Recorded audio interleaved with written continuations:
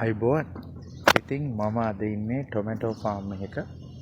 ඉතින් අද හාවස්ටිං කරන දවසක්. මේකේ ලොකු හාවස්ටිං එකක් තිබ්බා ඉරිදා.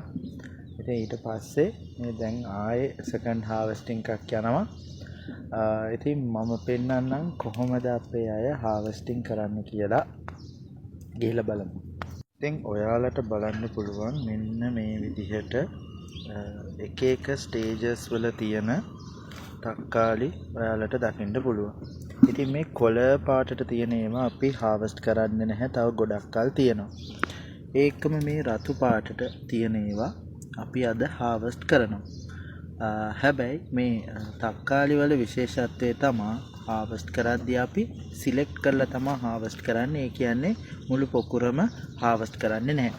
ඉතින් ඒක නිසා ගොඩක් ලේබර් යන වැඩක්, ලේබර් ඉන්ටෙන්සිව් වැඩි ජොබ් එකක් තමයි මේ අපි කියන්නේ මොනවද තක්කාලි ටොමැටෝ හාවස්ට් කරන එක. ඉතින් මේ බලන්න අපේ මේ කෙනෙක් මෙයා හාවස්ට් කරනවා.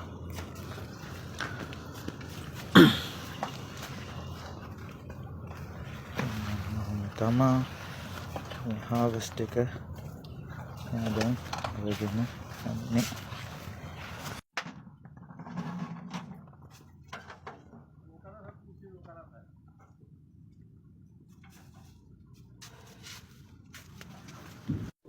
ඉතින් ඊට පස්සේ ඔයාලා දකින්න ඇති අර බාස්කට් වලට එකතු කරලා මෙන්න මේ වගේ ක්‍රේට්ස් වලට අපි ගෙනල්ලා දානවා.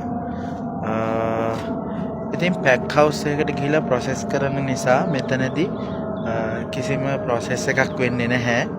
මෙන්න මේ වගේ ක්‍රේට්ස් වලට දාන එක තමයි කරන්නේ. ඉතින් ඔයාලට බලා ගන්න පුළුවන් මෙන්න මේ විදිහට ක්‍රේට්ස් වලට අසුරලා තමයි අපි පැක් හවුස් එකට තක්කාලි යවන්නේ. ඉතින් මේ තක්කාලි එක ක්‍රේට් එකක බර වෙනවා කිලෝ 22ත් 23ක් වගේ ප්‍රමාණයක්.